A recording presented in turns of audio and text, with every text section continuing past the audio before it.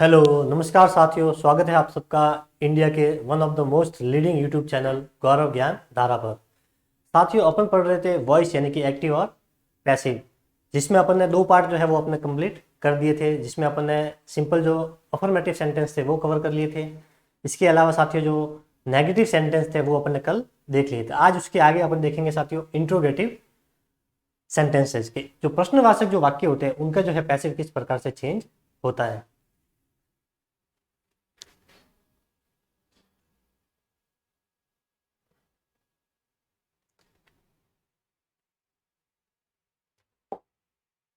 देखिए, तो अपन पढ़ेंगे आज साथियों इंट्रोगेटिव सेंटेंसेज। नकारात्मक तक पढ़ लिए थे। इंट्रोगेटिव का मतलब होता है साथियों प्रश्नवाचक। क्या होता है?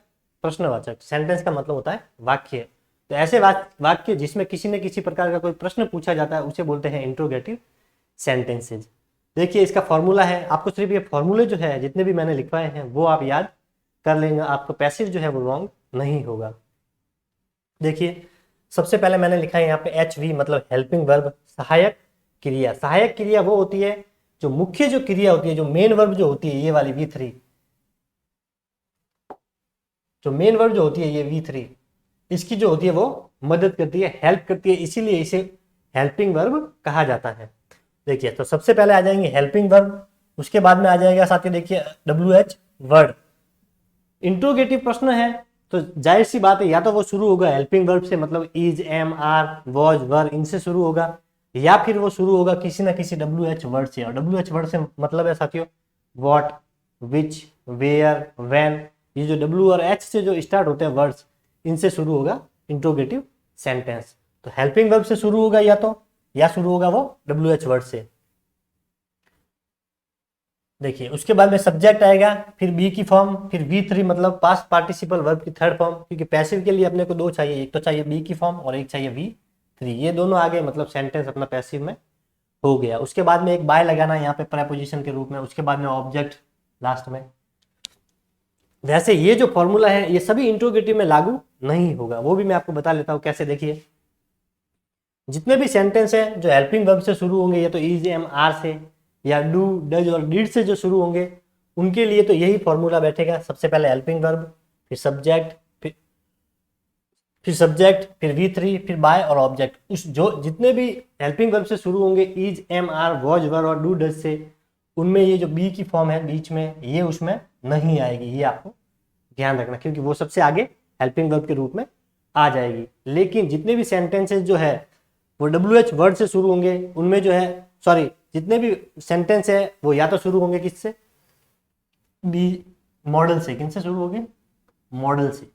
मॉडल से शुरू होंगे या शुरू होंगे वो हैज, हैव से। किनसे होंगे? हैज और हैव से। या फिर वो शुरू होंगे साथियों ING फॉर्म से। किससे शुरू होंगे? ING फॉर्म यानी कि पास्ट कंटिन्यूस टेंस और प्रेजेंट कंटिन्यूस टेंस। अगर कोई भी मॉडल दिया हुआ, मॉडल से मतलब है साथियों कैन, कुड, सेल, शुड, ये सारे मॉडल होते हैं। या तो इनसे शुरू हो रहा है, या हैज, हैव से वाक्य शुरू हो रहा है, या फिर सब्जेक्ट वाक्य के बीच में आपको ING फॉर्म मिल रही है देखने को, तो फिर ये पूरा फॉर्मूला वहां पे लागू हो जाएगा। सबसे पहले हेल्पिंग वर्ब, अगर WH वर्ड है तो WH वर्ड, हेल्पिंग वर्ब है तो हेल्पिंग वर्ब, फिर सब्जेक्ट, फिर बी की फॉर्म, फिर V3, फिर बाय और फिर ऑब्जेक्ट। तो अगर इनमें से कोई दिया हुआ है तो उनके लिए तो ये फॉर्मूला ऐसा का ऐसा आ जाएगा। लेकिन अगर हेल्पिंग वर्ब दी हुई है तो उसमें फिर ये बी की फॉर्म है वो हट जाएगी। देखिए, इंट्रोगेटिव सेंटेंस क्या होता है? तो इंट्रोगेटिव सेंटेंस से पैसिव बनाते समय डू, डज की जगह इज, एम और आर का यूज होता है। किसका यूज होता है? इज, एम और आर का यूज। यहां से कट गया साथियों, यहाँ पे इज, एम है और आर है, ठीक है। तो अगर आपको एक्टिव में डू और डज दिख जाए, तो मैंने आपको कितनी बार बता दिया, देखिए डू और डज मिल जाए अगर आपको एक्टिव के अंदर। पैसिव में ध्यान रखना डू और डज कभी नहीं आते। जो पैसिव सेंटेंस होगा उसमें डू, डज और डिड ये तीनों आपको देखने को कभी नहीं मिलेंगे। वहां पे आपको देखने को मिलेगा या तो इज, या एम, या आर। तो अगर एक्टिव में डू और डज दिया हुआ है तो पैसिव में अपने को चेंज करना है साथियों इज, एम और आर में। अगर सिंगुलर है तो इज, प्लूरल है तो आर, और अगर आई दिया हुआ तो आई के साथ में एक ही आता है वो है एम। इसी तरह देखिए, अगर डिड दिया हुआ है, क्या दिया हुआ है? डिड दिया हुआ है, तो डिड की जगह पर हो जाएगा साथियों वॉज और वर। ये हो जाएगा साथियों अपना सिंगुलर के लिए, और ये आ जाएगा यहाँ पे अपने प्लूरल के लिए। तो ये हो गया। सबसे पहले तो ये ध्यान रखना है कि एक्टिव में अगर आपको डू डज और डिड दिख जाए तो डू और डज की जगह पर हो जाएगा अपना इज एम और आर, और डिड दिख जाए तो उसकी जगह पे हो जाएगा वॉज और वर। अगर सिंगुलर होगा तो वॉज, प्लूरल होगा तो वर। उसके बाद देखिए हेल्पिंग वर्ब सब्जेक्ट के बाद में ना आकर पहले आएगी, क्योंकि सेंटेंस जो है वो कैसा है, इंट्रोगेटिव है। ये एक इंपॉर्टेंट है जो आपको ध्यान रखना है। जितने भी इंट्रोगेटिव सेंटेंस है उसमें जो हेल्पिंग वर्ब यूज होगी, जैसे कि इज, एम, आर, वॉज, वर, ये हमेशा आपने क्या पढ़ा था, अफर्मेटिव में आपने क्या पढ़ा था कि सब्जेक्ट के बाद में आती है। नेगेटिव में भी आपने क्या देखा था कि वर्ब जो है हेल्पिंग वर्ब वो सब्जेक्ट यानी कि कार्य को करने वाले जो करता है उसके बाद में यूज होती है। लेकिन इंट्रोगेटिव सेंटेंस में जो हेल्पिंग वर्ब होगी वो सब्जेक्ट से पहले आएगी, न कि उसके बाद में। ये सिर्फ इसमें अंतर है, इसीलिए इनको इंट्रोगेटिव सेंटेंस कहा जाता है। देखिए example, do you eat food, active में है। देखिए डू यू ईट फूड, तो वाक्य किससे शुरू हो रहा है, डू से शुरू हो रहा है। पीछे लगा हुआ है mark of interrogation, question mark लगा हुआ है। सेंटेंस एक्टिव में है, क्यों एक्टिव में है, क्योंकि ना तो इसमें बी की फॉर्म दी हुई है और ना ही इसमें जो है वर्ब की थर्ड फॉर्म यानी कि पास्ट पार्टिसिपल दिया हुआ है। तो जिसमें बी की फॉर्म ना हो, पास्ट पार्टिसिपल ये दोनों ना हो, तो सेंटेंस एक्टिव में है। तो डू आ गया, और मैंने आपको बता दिया कि डू और डज आते ही अपने को इज, एम, आर का प्रयोग करना है। तो सबसे पहले यहाँ पे आप इज मत लिखो, सबसे पहले जो ऑब्जेक्ट है उसको सब्जेक्ट बनाओ। तो ये फूड जो है ये ऑब्जेक्ट है, इसको लेकर आ जाओ आप सबसे आगे, यहाँ पे लिख दो। ये आगे एक बार इज मत लिखना, फूड लिख दिया।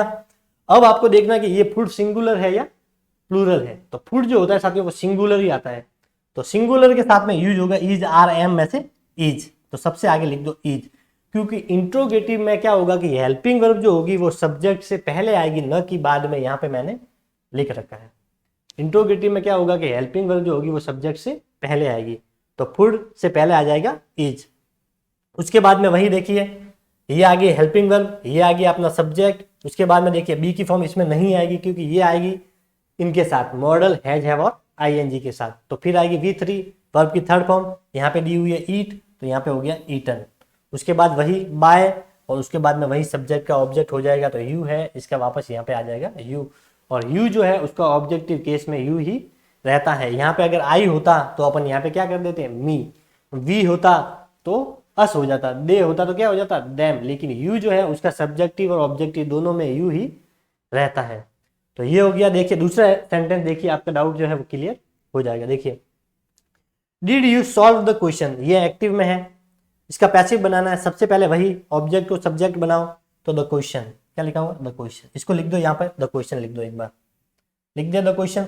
अब यहाँ पे डिड दिया हुआ है, डिड दिया हुआ है तो अपने को पता है कि अपने को क्या यूज करना है, या तो वाज और वर में से यूज करना है, वाज और वर। सिंगुलर के साथ वाज, प्लूरल के साथ में वर। तो यहाँ पे देखिए द क्वेश्चन, प्रश्न कितना है, एक प्रश्न है, न कि यहाँ पर क्वेश्चंस लिखे। अगर यहाँ पे क्वेश्चंस होते तो अपन यहाँ पे कर देते वर, क्या कर देते, वर।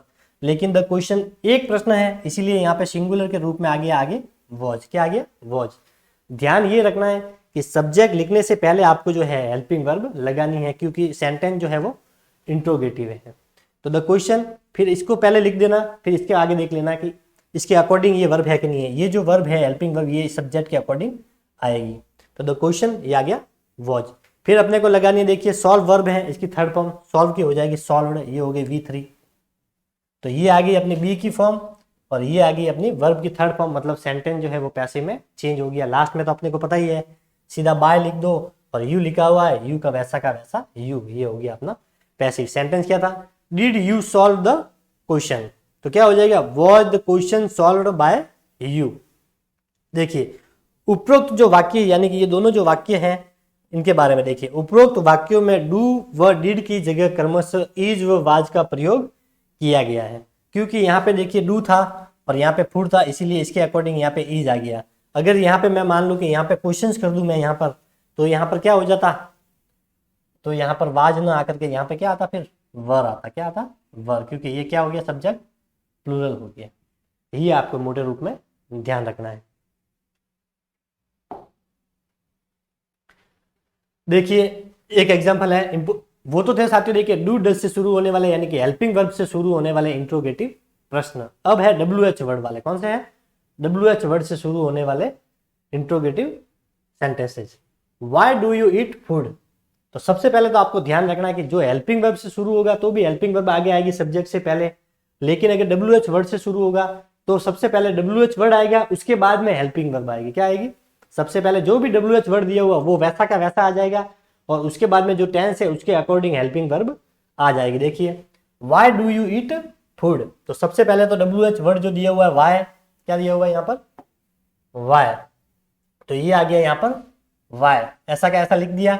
फिर ध्यान रखना है अपने को कि हेल्पिंग वर्ब आएगी, तो हेल्पिंग वर्ब ध्यान रखना है यहाँ पे क्या दिया हुआ है? डू दिया हुआ है। क्या दिया हुआ है? डू। और अपने को पता है कि डू और डज जो है वो प्रेजेंट टेंस के अंदर यूज होते हैं, तो मतलब इनके साथ में जो हेल्पिंग वर्ब यूज होगी वो होगी इज, एम और आर में से होगी, ध्यान रखना। तो ये डज है, अगर डज होता तो सिंगुलर के साथ में ई जाता है, और डू होता प्लूरल इसके साथ में आता है साथियों आर, और एम जो है ये सिर्फ आई के साथ में आता है। किसके साथ में आता है? आई के साथ। तो यहाँ पे फूड लिखा हुआ है, तो सबसे पहले देखना है कि फूड सिंगुलर है या प्लूरल। सबसे पहले यहाँ साइड में फूड लिख दो, ये जगह बीच में छोड़ दो, ये वाई ऐसा के वैसा आ गया। यहाँ पे फूड सिंगुलर है इसीलिए इसके अकॉर्डिंग आएगी हेल्पिंग वर्ब, और हेल्पिंग वर्ब जो है वो कहाँ पर आएगी? सब्जेक्ट से पहले और WH वर्ड के बाद में। अगर WH वर्ड नहीं होता, अगर इसको हटा दे और सेंटेंस ऐसा होता डू यू ईट फूड, तो भी क्या हो जाता? तो ये ऐसे हो जाता is food eaten by you. लेकिन यहाँ पे देखिए WH वर्ड दिया हुआ है तो उसको तो वैसा का वैसा लिखना है, इसमें तो कोई भी चेंज नहीं करना है। WH वर्ड और सब्जेक्ट जो है इसके जस्ट पहले जो है अपने को यहाँ पे हेल्पिंग वर्ब का यूज करना है पहले। बाकी अपन ने कल पढ़े थे नेगेटिव सेंटेंस, अफर्मेटिव सेंटेंस पढ़े, उसमें क्या था कि ये हेल्पिंग वर्ब जो थी ये सब्जेक्ट के बाद में आ रही थी, लेकिन इंट्रोगेटिव में ये सब्जेक्ट से पहले आएगी। तो वाई, फिर फूड आ गया, फूड सिंगुलर है तो इसके अकॉर्डिंग यहाँ पे आ गया इज, क्योंकि यहाँ पे डू दिया हुआ। अगर मान लो यहाँ पे डिड होता, क्या होता? डिड, तो यहाँ पे कौन सी हेल्पिंग वर्ब आती? तो फिर यहाँ पे आता वॉज, क्योंकि डिड के साथ में यूज होता है वॉज और वर, सिंगुलर के साथ वर, प्लूरल के साथ वर, सॉरी सिंगुलर के साथ वॉज और प्लूरल के साथ वर। तो फूड सिंगुलर है इसलिए यहाँ पे आ गया इज। फिर ये हो गया ईट, ईट की थर्ड फॉर्म हो गई यहाँ पे ईटन, फिर बाय वैसा का वैसा, फिर यू है इसका वैसा का वैसा। ये सेंटेंस जो है ये है साथियों बिल्कुल करेक्ट। लेकिन ऑप्शन में आपको क्या मिलेगा? ऑप्शन में आपको मिलेगा ये वाला, देखिए why food is eaten by you, और लगभग स्टूडेंट जो है वो इसी में कंफ्यूज होते हैं और इसको ही टिक मार के वहां पर आ जाते हैं। ये सेंटेंस आपका हो जाएगा साथियों रॉन्ग, क्योंकि इंट्रोगेटिव में मैंने आपको बताया है कि WH वर्ड को सबसे पहले लिख दो, जो भी WH वर्ड है उसको वैसा का वैसा लिख दो, उसके बाद में हेल्पिंग वर्ब आएगी, उसके बाद में सब्जेक्ट आएगा। जबकि इसने क्या किया? पहले सब्जेक्ट लिख दिया। क्या लिख दिया? सब्जेक्ट, और फिर यहाँ पे हेल्पिंग वर्ब इसने यूज की है। तो ये सेंटेंस हो गया साथियों रॉन्ग, क्योंकि प्रश्नवाचक में क्या होगा कि हेल्पिंग वर्ब जो होगी वो सब्जेक्ट से पहले आएगी और WH वर्ड के बाद में आएगी, अगर WH वर्ड है तो, और WH वर्ड नहीं है तो भी वो सब्जेक्ट से पहले ही यूज होगी। देखिए इस वाक्य में भी बी की फॉर्म सब्जेक्ट से पहले आएगी तथा WH वर्ड के बाद, न कि सब्जेक्ट के बाद। जैसा कि अपन ने अफर्मेटिव और नेगेटिव में देखा था, वहां तो क्या थी? वर्ब जो है वो सब्जेक्ट के बाद आ रही थी, लेकिन यहाँ पे जो है वो सब्जेक्ट से पहले आएगी। इंट्रोगेटिव सेंटेंस में एक्टिव से पैसिव में बदलते समय मार्क ऑफ क्वेश्चन जो है, मार्क ऑफ क्वेश्चन यानी कि क्वेश्चन मार्क जो है साथियों ये नहीं बदलता है। देखिए यहाँ पे भी लिखा हुआ है और यहाँ पर भी लिखा हुआ है, मतलब प्रश्न में भी है। ऐसा नहीं है कि आप लास्ट में फुल स्टॉप लगा दो तो सेंटेंस रॉन्ग हो जाएगा साथियों, ठीक है। क्वेश्चन मार्क जो है वो एक्टिव में भी रहेगा और पैसिव में भी रहेगा। देखिए एक प्रश्न है can you solve this question, तो ये भी हेल्पिंग वर्ब के रूप में यूज हुआ मॉडल ऑक्सिलरीज। तो सबसे पहले कैन, मॉडल में आपको ध्यान ये रखना है कि WH वर्ड है वैसा का वैसा लिखना है। कैन, सेल, शुड, कुड है तो उनको भी वैसा का वैसा पैसिव में वापस लिखना है। तो कैन वैसा का वैसा लिख दो कैन।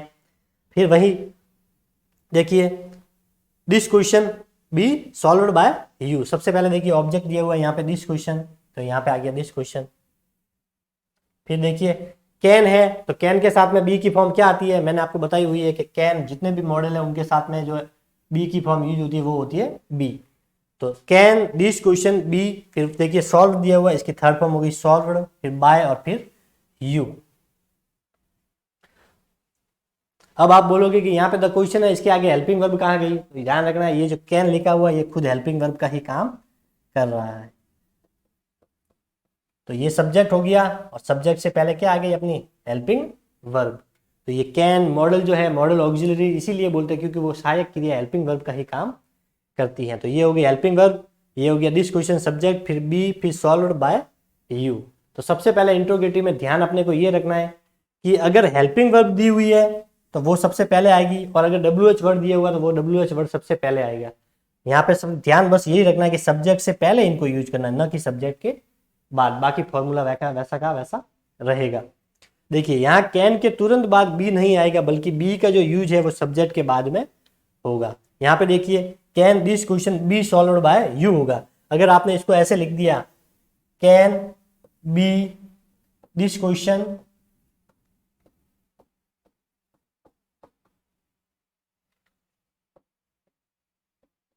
सॉल्व्ड बाय यू, तो ये सेंटेंस हो जाएगा आपका रॉन्ग, क्योंकि यहाँ पे देखिए कैन बी जो है वो दोनों साथ में आ गई।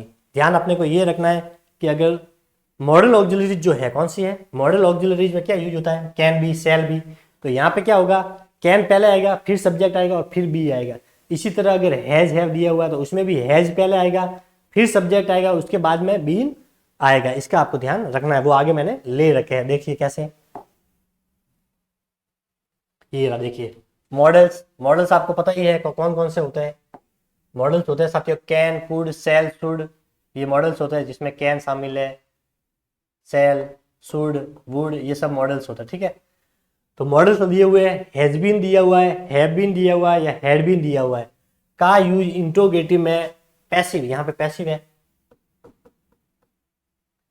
पैसिव बनाते समय दोनों पेयर्स के बीच में सब्जेक्ट का प्रयोग होगा, ये इंपॉर्टेंट बात है। इंट्रोगेटिव में दो चीजें इंपॉर्टेंट है, एक तो जो हेल्पिंग वर्ब होगी वो सब्जेक्ट से पहले आएगी, दूसरा जो पेयर्स वाले जो जोड़े होते हैं, पेयर्स का मतलब होता है जोड़े वाले। तो देखिए यहाँ पर भी ये जोड़े के रूप में, यहाँ पर भी ये जोड़े के रूप में, और यहाँ पर भी ये जोड़े के रूप में, और मॉडल्स भी आएगा वो भी जोड़े के रूप में आएगा। कैन, सेल जो भी होगा वो कैन बी, सेल बी, इस प्रकार से आएगा। तो यहाँ पे जो सब्जेक्ट आएगा ये वाला कौन सा सब्जेक्ट जो कार्य को करने वाला है वो इन दोनों के बीच में आएगा, यहाँ पे सब्जेक्ट आएगा। अगर हैव दिया हुआ है तो यहाँ पे सब्जेक्ट आएगा, हैज है तो यहाँ पर आएगा, मॉडल है तो कैन लिखा हुआ है तो कैन के बाद यहाँ सब्जेक्ट आएगा, फिर यहाँ पर बी आएगा। तो ये जो जोड़े वाले जो है यहाँ पे जो सब्जेक्ट आएगा वो इन दोनों के बीच में आएगा। कैसे, देखिए example, when can you solve the problem. सबसे पहले तो WH वर्ड को लिख दो, फिर अपना काम है हेल्पिंग वर्ब लगाना। यहाँ पे कैन है तो कुछ भी चेंज नहीं करना है, कैन वैसा का वैसा लिख दो कैन। फिर वही सब्जेक्ट, ऑब्जेक्ट को सब्जेक्ट बना लो, ये ऑब्जेक्ट है तो ये हो गया यहाँ पर सब्जेक्ट के रूप में द प्रॉब्लम। फिर ये आ गया यहाँ पर बी, क्योंकि मॉडल ऑक्सिलरी देखिए पेयर के रूप में काम आती है, तो कैन और बी दोनों के बीच में सब्जेक्ट का यूज होगा। अगर यहाँ पे हैज हैव होता तो भी यहाँ पे क्या हो जाता, व्हेन, यहाँ पे हैज कर देते, यहाँ पे द प्रॉब्लम, यहाँ पे बीन हो जाता, क्योंकि ये पेयर्स के रूप में। तो जो जोड़े वाले हैं वहां पर जो सब्जेक्ट आएगा वो दोनों के बीच में आएगा। फिर ये सॉल्व क्रिया है, वर्ब की फर्स्ट फॉर्म है तो थर्ड फॉर्म हो जाएगी, वर्ब की थर्ड फॉर्म हो जाएगी यहाँ पर सॉल्व्ड बाय यू। तो when can the problem be solved by you, ये हो जाएगा रॉन्ग। परीक्षा में आपको दिया होगा जिसमें कंफ्यूजन होता है विद्यार्थियों को, वो होता है देखिए सबसे पहले WH वर्ड तो आप लिख दोगे, लेकिन सीधा आप लिख दोगे कि सब्जेक्ट, और सब्जेक्ट के बाद में लिख दोगे कैन बी एक साथ, तो ये हो गया अपना रॉन्ग। क्योंकि इंट्रोगेटिव सेंटेंस है तो सबसे पहले WH वर्ड, उसके बाद में सहायक क्रिया आएगी, तो ये जो कैन है ये यहाँ पर आएगा, उसके बाद में सब्जेक्ट आएगा, उसमें बाद में कैन जोड़े के रूप में यूज होता है, तो ये बी जो है ये इस सब्जेक्ट के बाद में यहाँ पर आएगा, जबकि ये कैन जो है ये यहाँ पर आएगा, और यहाँ पे क्या होगा बी सॉल्व्ड बाय यू। ध्यान रखना अगर आपको दोनों साथ में मिल जाए WH वर्ड के साथ तो ये सेंटेंस रॉन्ग है। देखिए एक और देख लेते हैं, विल यू डू दिस। तो सबसे पहले तो वही हेल्पिंग वर्ब या WH वर्ड को पहले लिख दो। यहाँ पे देखिए हेल्पिंग वर्ब दी हुई है विल, तो यहाँ आगे विल। फिर यहाँ पे देखिए ऑब्जेक्ट दिए हुए, इसको सब्जेक्ट बना लो, ये हो गया सब्जेक्ट। फिर मैंने आपको क्या बोला है कि जोड़े वाले हैं, पेयर्स वाले हैं, जिसमें मॉडल्स भी शामिल है। ये देखिए इनको क्या करना है, इनके बीच में सब्जेक्ट लगाना है, तो ये आ गया विल, ये दिस आ गया सब्जेक्ट, और फिर ये आ गया बी, हो गया। फिर ये डू की थर्ड फॉर्म हो गई यहाँ पर डन, फिर ये हो गया बाय, और फिर ये हो गया अपना यू। तो सबसे पहले वही विल, फिर सब्जेक्ट, सब्जेक्ट के बाद में बी, और फिर वर्ब की थर्ड फॉर्म यहाँ पर, और फिर बाय, और फिर यू। देखिए will be this done by you, ये सेंटेंस हो गया रॉन्ग। ऑप्शन में आपको ये भी देखने को मिलेगा और इसमें ही कंफ्यूजन रहेगा, क्योंकि यहाँ पर देखिए विल बी दोनों एक साथ है, जबकि दोनों एक साथ नहीं आएगा। ये जो बी जो है ये यहाँ पर आएगा, कहाँ पर आएगा, यहाँ पर, क्योंकि modal auxiliaries has have, has been, had been, ये पेयर्स के रूप में यूज होता है, और पेयर्स के रूप में यूज होता है तो इन दोनों के बीच में जो है वो सब्जेक्ट आएगा। कैन बी, विल बी एक साथ न आकर दोनों के बीच में सब्जेक्ट का यूज होगा, जिस प्रकार से अपन ने ऊपर देखा है। देखिए, is she reading the book, तो सबसे पहले तो देखिए इंट्रोगेटिव सेंटेंस है, मतलब हेल्पिंग वर्ब सबसे आगे आ जाएगी। तो देखिए द बुक लिखा हुआ है, इसको पहले आपको ध्यान से देखना है कि द बुक जो लिखा हुआ है, द बुक लिखा हुआ है, ये कैसी है, सिंगुलर है कि प्लूरल है? तो द बुक एक बुक है, सिंगुलर है, तो सबसे पहले ये द बुक लिख दो, इज को मत लिखो, एक बार द बुक लिख दिया। अब द बुक के अकॉर्डिंग हेल्पिंग वर्ब आएगी, और हेल्पिंग वर्ब जो है वो सब्जेक्ट से पहले आती है इंट्रोगेटिव में, तो यहाँ पे आ गया इज, क्योंकि यहाँ पे इज दिया हुआ है, प्रेजेंट टेंस है तो इज एम आर में से ही आएगी, और द बुक सिंगुलर है इसलिए इसके अकॉर्डिंग ये आ गई यहाँ पर इज। फिर अपने को लगाना है, देखिए यहाँ पर आई एन जी दिया हुआ है, क्या दिया हुआ है, आई एन जी, और मैंने आपको बताया कि आई एन जी दिया हुआ है तो वहां पे जो है पैसिव में बीइंग का यूज आपको करना पड़ेगा। तो इज द बुक बीइंग, फिर रीड की थर्ड फॉर्म जो है वो रीड ही होती है, रीड बाय हर। यहाँ पे क्या दिया हुआ, सी दिया हुआ, तो सी का हो गया ऑब्जेक्टिव में हर, यहाँ पे ही होता तो अपन कर देते यहाँ पर हिम। तो देखिए सबसे पहले द बुक लिख दो, फिर यहाँ पे हेल्पिंग वर्ब सबसे पहले आ जाएगी, तो ये आ गया अपने इज, फिर इज आ गया तो आई एन जी फॉर्म है तो अपने को पता है कि बीइंग लगेगा, ये आ गया यहाँ पर बीइंग, फिर रीड की थर्ड फॉर्म होगी रीड, फिर बाय और फिर हर। देखिए इज एम आर और वाज वर्ब के साथ में अगर आई एन जी दिया हुआ, क्या दिया हुआ है, आई एन जी, तो इसमें पैसिव बनाते समय अपने को किसका यूज करना है, बीइंग का यूज करना है। ये मैंने आपको पहले ही बता दिया। कौन सा भी एक्टिव है जहां पे आई एन जी फॉर्म आपको दी हुई है तो पैसिव में वहां पर अपने को बीइंग का यूज तो करना ही पड़ेगा, बिना बीइंग के यूज किए पैसिव नहीं बनेगा। देखिए हु हेल्प यू, ये इंपॉर्टेंट है। देखिए तो हु हेल्प यू का जो पैसिव है वो दो प्रकार से बनेगा, एक तो बनेगा हु से और एक बनेगा बाय हुम से। तो देखिए सबसे पहले तो डब्ल्यू एच वर्ड को वैसा का वैसा लिख दो हु, फिर देखिए फिर यहाँ पे डब्ल्यू एच वर्ड, उसके बाद में इंट्रोगेटिव है, हेल्पिंग वर्ब आएगी, और यहाँ पे दिया हुआ है यू, तो यू को लिख दो वैसा का वैसा यू। और अपने को ये पता है कि यू के साथ में क्या यूज होता है, वॉज, यहाँ पे देखिए सॉरी प्रेजेंट टेंस का वाक्य है तो इज आर एम ऐसे क्या यूज होगा, इज एम और आर में से यू के साथ में जो यूज होता है साथियों वो होता है आर, ध्यान रखना यहाँ पर इज नहीं आएगा। तो देखिए सबसे पहले डब्ल्यू एच वर्ड वैसा का वैसा, फिर यहाँ पे लिख दिया यू, और यू के साथ में जो हेल्पिंग वर्ब आती है वो आती है साथियों आर। अगर यहाँ पे हेल्प्ड होता, क्या होता है हेल्प्ड, ईडी लगा होता पीछे, तो अपन यहाँ पर कर देते वर, क्या कर देते वर, लेकिन ये प्रेजेंट टेंस का वाक्य है इसीलिए अपने यहाँ पे लिख दिया आर, इसके अकॉर्डिंग लिखा है। तो हु, फिर सब्जेक्ट, सब्जेक्ट के अकॉर्डिंग पहले आएगी क्योंकि इंट्रोगेटिव सेंटेंस, और इंट्रोगेटिव सेंटेंस में हेल्पिंग वर्ब जो है वो सब्जेक्ट से पहले आती है, तो ये आ गया पहले हेल्पिंग वर्ब। फिर यहाँ पे दिया हुआ है हेल्प, तो थर्ड फॉर्म हो गई हेल्प्ड, फिर आ गया यहाँ पर बाय। ठीक है, देखिए और दूसरी तरीके से दूसरा कौन सा पैसिव बनेगा, तो सबसे पहले जो हु दिया हुआ है उसका हो जाएगा बाय हुम, क्या हो जाएगा बाय हुम। आपको ज्यादातर 90% इस प्रकार का सेंटेंस मिलेगा बाय हुम वाला। हु का जो पैसिव है वो किससे बनेगा, तो बाय हुम से, तो ये आ गया बाय हुम, फिर वही सबसे पहले आएगा हेल्पिंग वर्ब, तो ये आ गई आर, और फिर आ गया सब्जेक्ट, और इसके अकॉर्डिंग ही हेल्पिंग वर्ब आती है। इसलिए मेरा मानना तो ये है कि सबसे पहले डब्ल्यू एच वर्ड लिख दो आप, फिर यहाँ पे जो सब्जेक्ट ऑब्जेक्ट दिया हुआ है जैसे ये यू है तो इसको लिख दो, इसके अकॉर्डिंग फिर आप यहाँ पे हेल्पिंग वर्ब का यूज कर दो। पास्ट टेंस है तो वॉज वर्ब में से यूज कर दो, प्रेजेंट टेंस है तो इज एम आर में से यूज कर दो। यहाँ पे देखिए एच ई एस कुछ भी नहीं लगा हुआ, इसका मतलब ये कैसे सिंपल सी फॉर्म दी हुई है, इसका मतलब ये प्रेजेंट टेंस है, तो इसके अकॉर्डिंग आ गया आर, फिर हेल्प की थर्ड फॉर्म होगी हेल्प। यहाँ पे पीछे बाय नहीं आया क्योंकि यहाँ पे जो बाय था वो बाय होम के रूप में सबसे पहले अपने यहाँ पर लिख दिया है। देखिए व्हाट आर यू कुकिंग, ये लास्ट है, इंपॉर्टेंट है, इससे ज्यादा बाहर जो है आपका प्रश्न नहीं जाएगा। देखिए व्हाट आर यू कुकिंग, तो सबसे पहले तो इसमें ये देखना है कि व्हाट आर यू कुकिंग में इसमें ऑब्जेक्ट कौन सा है, तो इसमें कोई भी ऑब्जेक्ट दिया हुआ नहीं है, और ऑब्जेक्ट नहीं है तो पैसिव किस प्रकार से चेंज होगा। तो देखिए सबसे पहले तो डब्ल्यू एच वर्ड को वैसा का वैसा लिखना है, लिख दिया। यहाँ पे आर लिखा हुआ है, प्रेजेंट टेंस है मतलब हेल्पिंग अब अपने को इज एम आर में से ही यूज करनी है, तो यहाँ पे देखिए लिख दिया इज, आई एन जी लिखा हुआ है कुकिंग, तो आई एन जी के साथ अपने को पता है बीइंग का यूज होता है, ये आ गया बीइंग, कुक की थर्ड फॉर्म हो गई यहाँ पर कुक्ड, फिर बाय और फिर यू। अब यहाँ पर तो लिखा हुआ है आर, क्या लिखा हुआ है क्योंकि ये यू है इसके अकॉर्डिंग लिखा हुआ है यहाँ पर आर, और अपन ने यहाँ पे लिख दिया इज, तो ये कैसे हुआ क्योंकि इसमें जो है ऑब्जेक्ट नहीं दिया हुआ है। जब ऑब्जेक्ट नहीं दिया हुआ हो तो अपने को जो हेल्पिंग वर्ब यूज करनी है वो सिंगुलर करनी है। कौन सी करनी है, सिंगुलर। यहाँ पे जो ये यू है ये ऑब्जेक्ट नहीं है, आपको ध्यान ये रखना, सिंपल सा बता देता हूँ।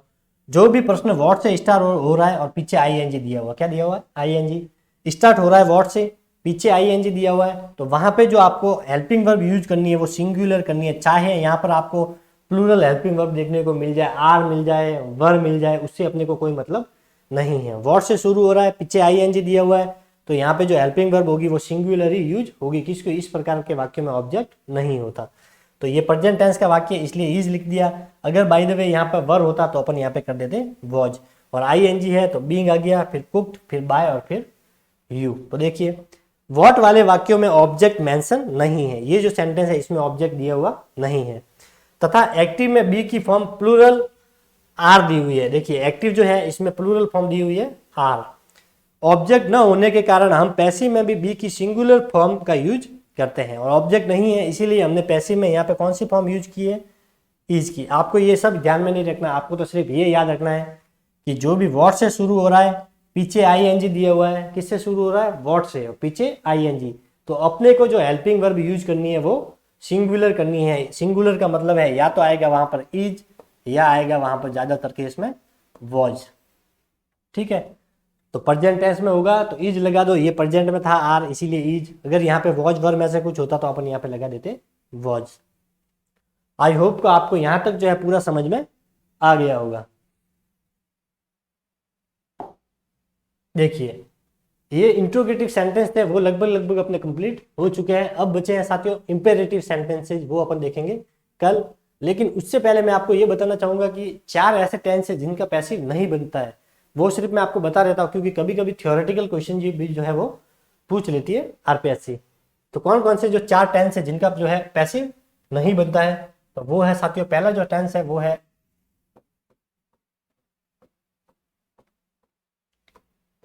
Present perfect continuous tense. कौन सा है? Present perfect continuous tense. Tense total 3 प्रकार के होते हैं, ये सब आपको पता है, पास्ट टेंस, प्रेजेंट टेंस और फ्यूचर टेंस। सबके 4 पार्ट है, past, present simple, present continuous, present perfect, present perfect continuous. और ये कि ये चारों पास्ट में होते हैं, ये कि ये चारों फ्यूचर में होते हैं। तो टोटल 8 टेंस जो है उनके तो पैसे बनेंगे, लेकिन 4 ऐसे हैं जिनके पैसे नहीं बनेंगे। उसमें पहला है प्रेजेंट परफेक्ट कंटिन्यूअस, दूसरा है पास्ट परफेक्ट कंटिन्यूअस, ये वैसा का वैसा, तीसरा है फ्यूचर परफेक्ट कंटिन्यूटी, ये वैसा का वैसा, चौथा है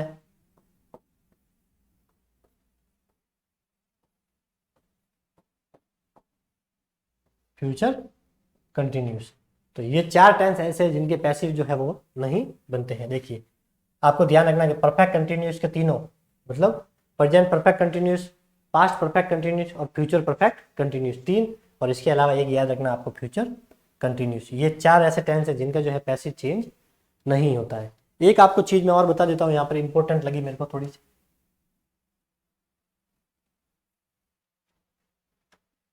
कभी कभी क्या होता है कि आपको वर्ब को पहचानने में प्रॉब्लम हो जाती है कि कौन सी वर्ब सिंगुलर है और कौन सी प्लूरल है। तो देखिए जिनके ऐसी कोई भी वर्ब, वर्ब का मतलब होता है क्रिया, क्या होता है हिंदी में बोलते हैं क्रिया, जिसमें किसी कार्य का करना या होना पाया जाता है उसे क्रिया कहते हैं।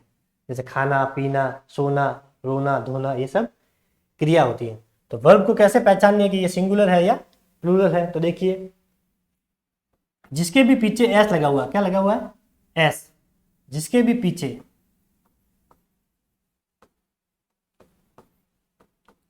एस लगा हो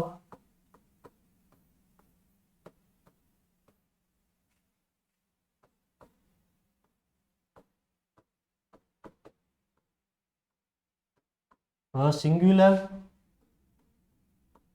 वर्ब होती। देखिए हेल्पिंग वर्ब के रूप में अपन देखते हैं इज, पीछे एस है मतलब सिंगुलर है। इसके अलावा ये आर, एस नहीं है तो ये प्लूरल है, ये सिंगुलर है। इसी तरह देखिए इसके पीछे वॉज, एस लगा हुआ है, ये सिंगुलर में यूज होगी, प्लूरल में आ जाएगी अपनी वर्ब। इसी तरह देखिए जो पैसिव में यूज होती है जैसे हैज, यहाँ पे आ जाएगा हैव, इसके पीछे एस है। तो देखिए इज के पीछे एस, आर के पीछे नहीं है, वॉज के पीछे एस, वर के पीछे नहीं है, हैज के पीछे तो ये सब जिसके पीछे एस लगता है वो सब हेल्पिंग वर्ब जो है वो किस में यूज होती है, सिंगुलर में, और ये सब यूज होगी साथियों अपने पैसिव में। और वैसे इस प्रकार से भी याद रख सकते हैं, सिंगुलर में भी एस है और इनके पीछे भी एस है, यहाँ पर आगे है यहाँ पर पीछे है। तो ये होगी वर्ब जो है जिनके इनमें कंफ्यूजन होता है कि कहाँ पर इज लगाना है, कहाँ पर आर लगाना है, कैसे पता चलेगा कि सिंगुलर कौन सी है और प्लूरल यानी कि बहुवचन कौन सी है। तो जिनके पीछे एस लगा हुआ वो सिंगुलर होगी और बाकी सब में प्लूरल। देखिए वर्ब जो होती है साथियों, वर्ब के पीछे जैसे ही अपन एस या ई एस जोड़ देते हैं वो सिंगुलर हो जाती है। देखिए जैसे गो है तो ये प्लूरल फॉर्म है, कौन सी है, प्लूरल। लेकिन जैसे ही अपन ने इसके पीछे ई एस जोड़ दिया गोज, ये सिंगुलर हो गई, क्या हो गई, सिंगुलर। तो ये वर्ब की खासियत होती है साथियों किसकी, वर्ब की, कि वर्ब के पीछे अपन को एस या ई एस जोड़ने के बाद वो सिंगुलर हो जाती है। जबकि देखिए, जबकि नाउन जो होता है, संज्ञा जो होती है, उसके पीछे अपन एस या ई एस जोड़ेंगे, अगर एस या ई एस जोड़ेंगे तो वो क्या हो जाएगा, प्लूरल हो जाएगा। क्या हो जाएगा, प्लूरल हो जाएगा। कैसे होगा, देखिए प्लूरल, तो ये लिखा हुआ बॉय, अब बॉय के पीछे मैं एस लगा दूं तो ये हो गया बॉयज, क्या हो गया, बॉयज। ये लिख दिया यहाँ पर गर्ल, यहाँ एस लगा दिया, ये हो गया गर्ल्स। तो ये क्या हो गया, एक लड़की है, बहुत सारी लड़कियां, बॉय लड़का और लड़के, बहुवचन बन गया। तो ये ध्यान रखना है कि वर्ब जो है क्रिया के पीछे एस या ई एस लगाने पर वो सिंगुलर में परिवर्तन हो जाती है। जबकि नाउन जो होते हैं, संज्ञा जो होती है साथियों, उनके पीछे एस या जो लगता है एस या जो लगता है उसके बाद में क्या होगा, जो सिंगुलर होगा वो प्लूरल में परिवर्तन हो जाएगा। इनका उल्टा चलता है, किसमें, वर्ब और संज्ञा में।